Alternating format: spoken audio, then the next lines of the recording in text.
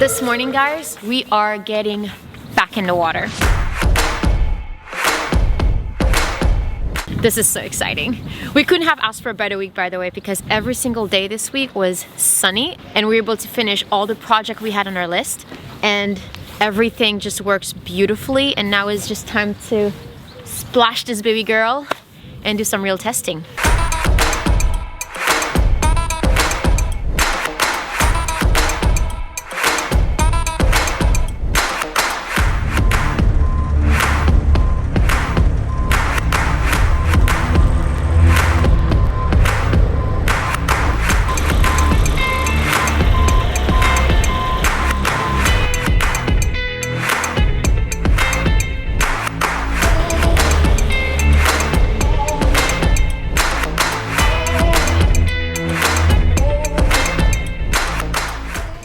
Just hopped on board.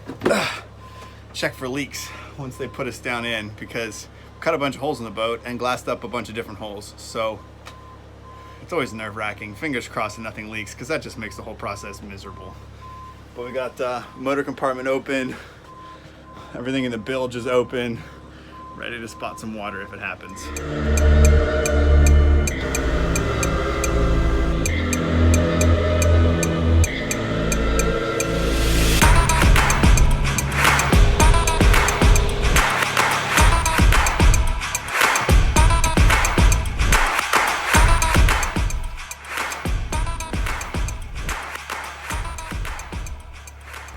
Well, nothing catastrophic anyway.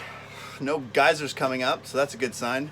We'll keep an eye on everything for the next few hours, make sure nothing's seeping in, but so far it's looking really good.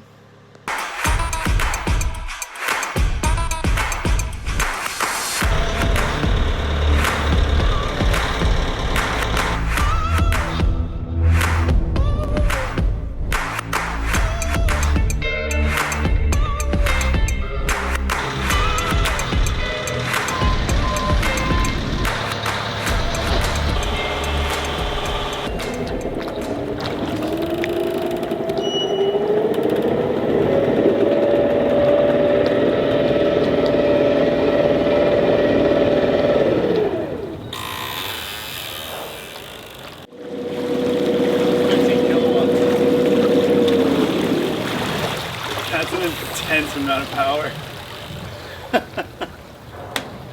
And we've checked the motor. Forwards is forwards and reverse is reverse, so all the programming went well. And now we're just going to crack it up to maybe 2 or 3 kilowatts and run it for 30 minutes and just make sure that nothing's overheating and everything's running smoothly before we leave the dock and go around to our slip.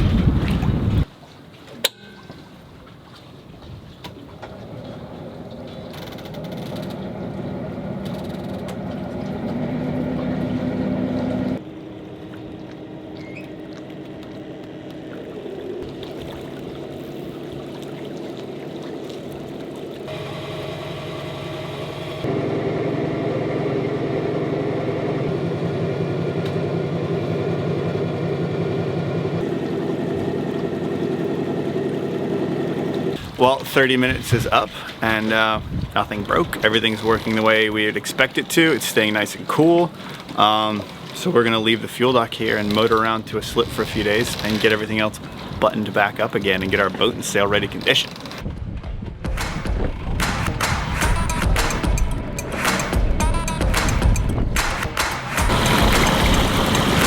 So far, well, the wind's behind us, which is helping. I want to go motor into the wind because so far we're doing like 3.7 knots at 1.2 kilowatts. And we used to be doing like 2.7 knots, but we have the wind behind us, so I'm not sure.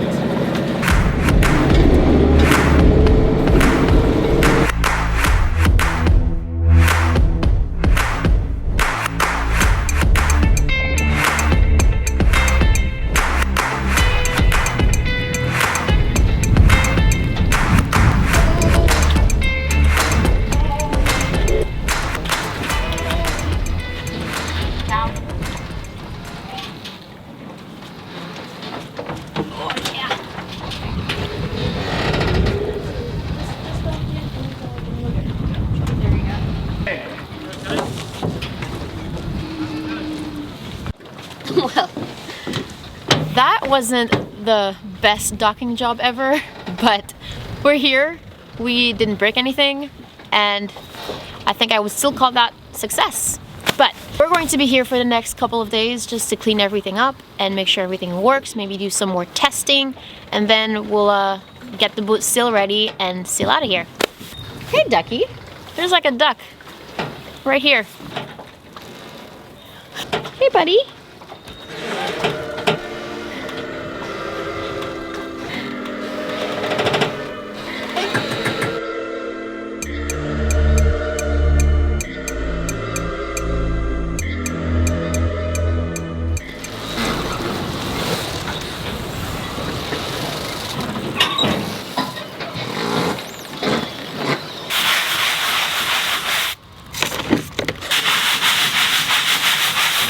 Well, it is starting to finally feel like springtime around here. The sun is shining, we're at a dock, so we're going to take that opportunity to rip everything out of our cockpit lockers, do a full cleanup, get rid of all the fiberglass dust, all the sawdust, all the mess we've been making all winter.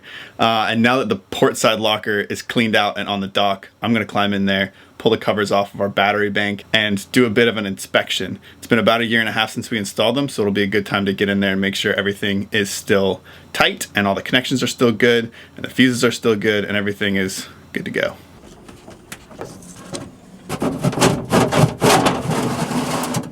They even still smell like new batteries. They've got that new battery smell.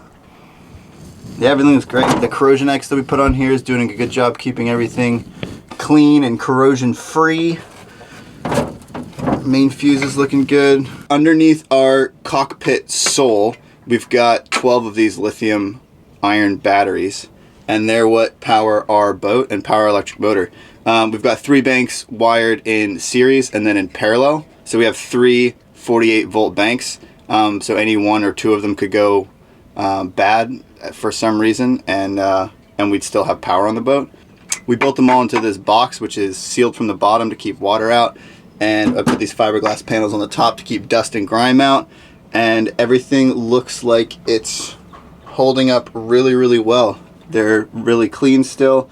We don't really have to worry about them overheating at all because the loads that we're drawing out of them are actually quite minimal for what they're capable of. So we haven't had any issues with them heating up or anything like that. We don't need to liquid cool them or even vent them. They stay pretty much at ambient temperature when we're motoring, and we don't motor that long, so it's not really something we have to worry about.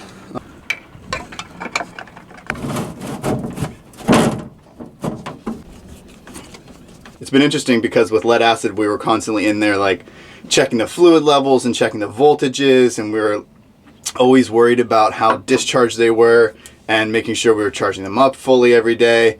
But since we installed the lithium, we almost forget we even have them because they just work. Yeah, it cleans it up.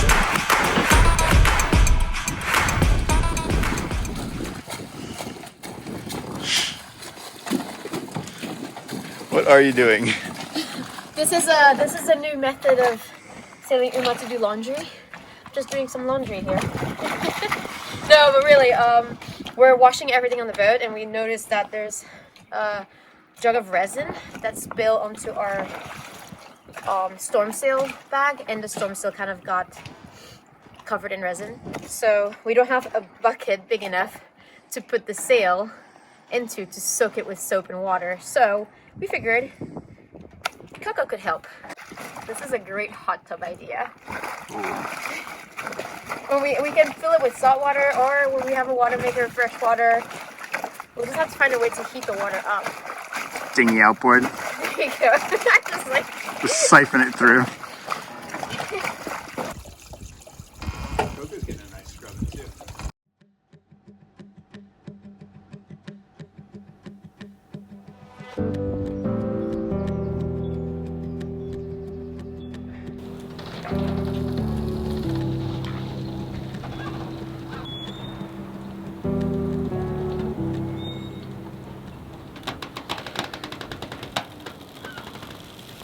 Today, it's super duper calm and we're at slack tide. So we're gonna go out and go up and down the breakwater a little bit and test the motor at different speeds and do a little bit of calibration since it's probably the ideal conditions for it.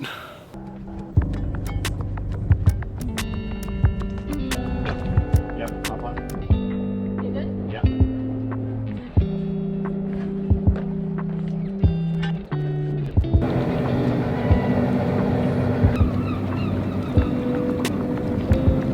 So there is a little bit of a breeze and the tide's actually started to come in. So we're just gonna motor along the breakwater and do sort of there and backs with the motor set at consistent power settings, and then record our speeds and average them so we kind of have an idea of how much power it takes to push our boat at what given speed, so we can get a better understanding of range and how far we can go and how much power it's gonna take to actually push our boat. And then we can compare it to our old numbers that we had for the electric beak. All right, so we're like right at a kilowatt and we're doing 2.7 knots in the eighth column, and then we'll turn around and do the beak.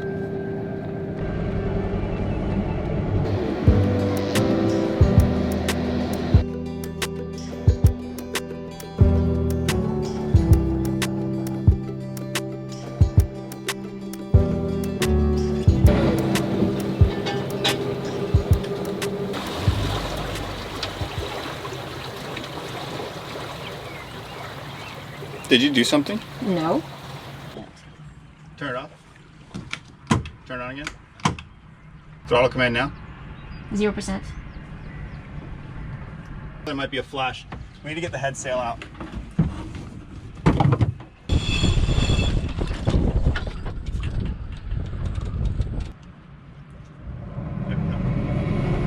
What's that all about?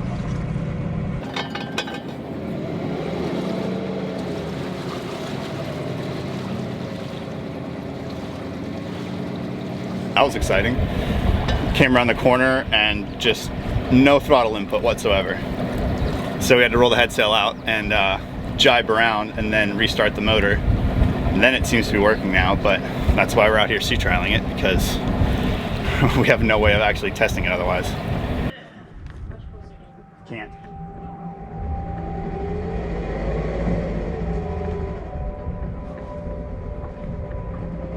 Try that again.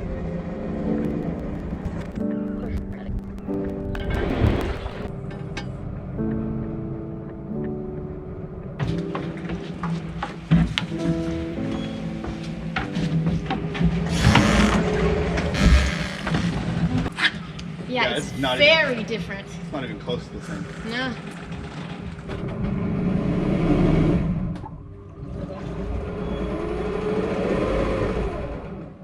Yeah, it's definitely not the bow thruster like we got used to. It's definitely more like an actual diesel that has like this big, long, laggy, slow. It's all programmable. I'll talk to Derek and see if we can figure out the best way to kind of get some of that lag out. Or we could just get used to it. Code clear.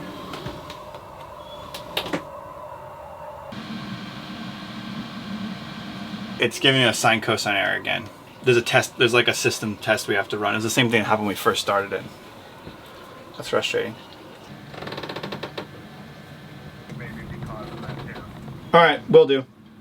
I'll give that a try. All right, appreciate it. Thanks. Yeah, no worries. Bye. It's a characterization test. That's the word. AC motors are apparently notorious for needing characterization tests every time you change something on them. It basically just respins the motor in forward and reverse a few times and checks the motor position based on the motor current or something like that.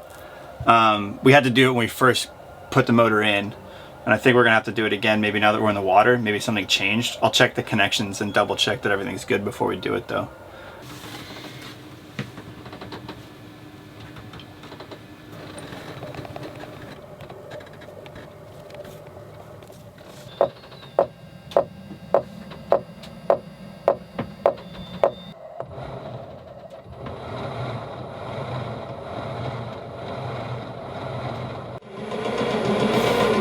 Kind of weird to have like a computer taking over your throttle. And it's done. So it should have an error. Yeah, parameter set default, done. Turn that off. Fire it back up again. And everything should be good. It's a pretty simple procedure if you have one of these programmers. Luckily, this motor has a very similar motor controller to our last motor, the electric beak, so we can use the same programmer since they're both from Curtis, And it's a pretty simple test. Apparently it's something you need to do with AC motors when you first install them.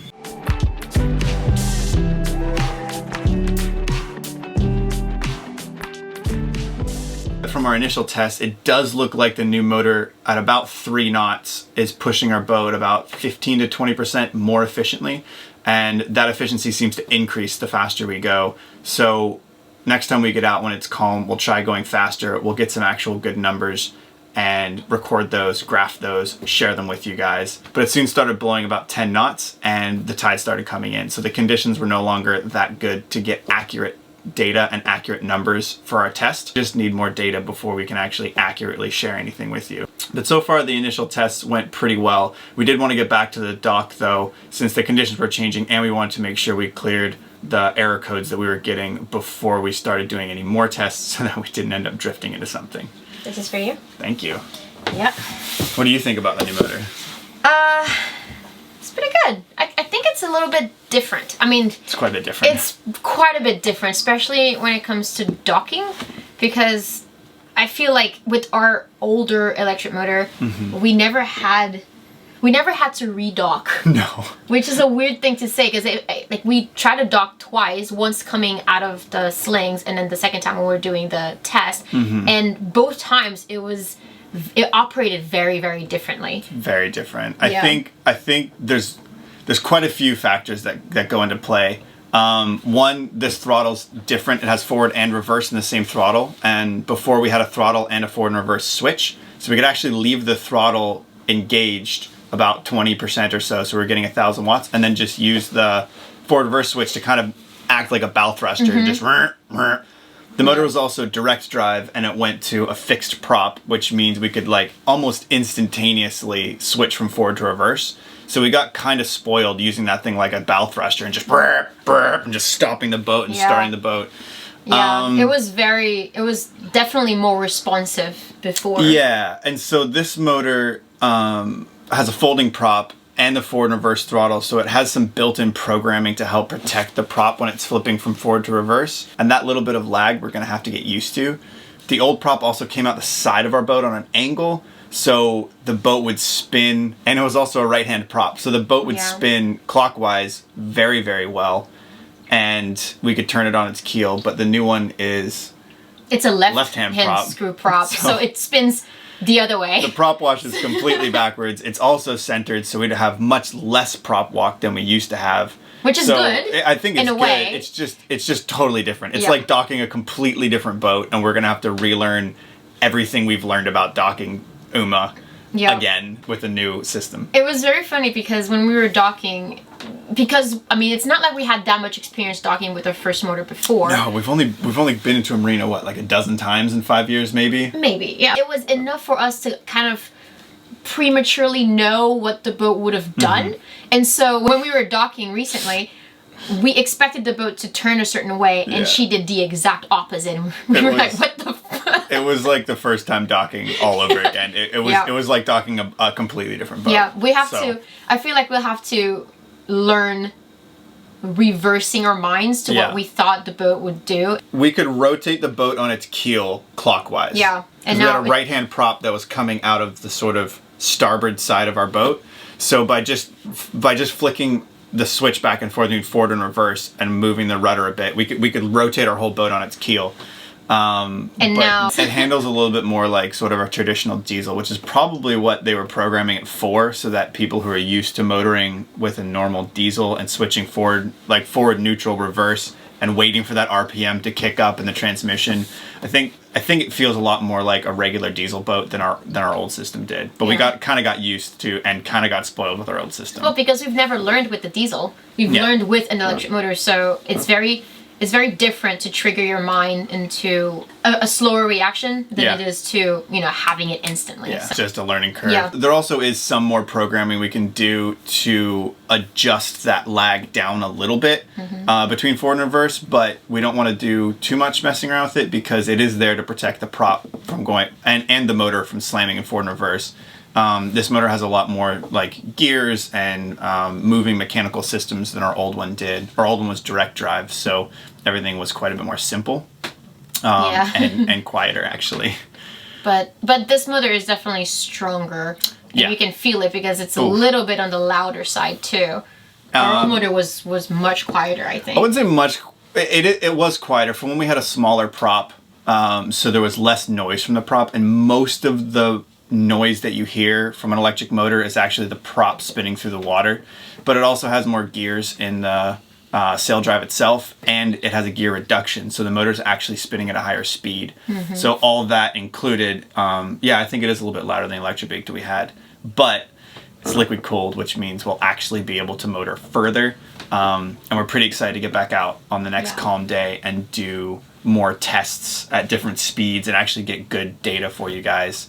And test regen as well. Next time it's a good windy sailing day and we're out sailing, we'll be able to test that out as well. We've also been in touch with a guy named Derek in the US who's an independent electric motor installation technician. I'm not quite sure exactly what his title is, but he installs electric motors on yachts. He has an electric motor in his own yacht, and he's been a huge help to us. We kind of have him on speed dial, so anything something happens, we just call him up and try to sort it out.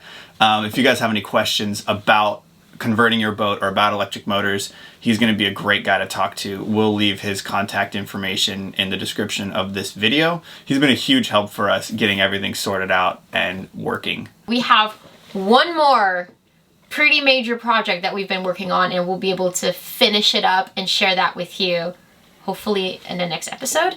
And another giant thanks again to Reen from Top Secret for sending us that motor, because it's gonna make a world of a difference. It's we're very excited to have it, and we're excited to get out and do some proper tests with it soon. But until then, see you later, alligator. You're weird. Cheers.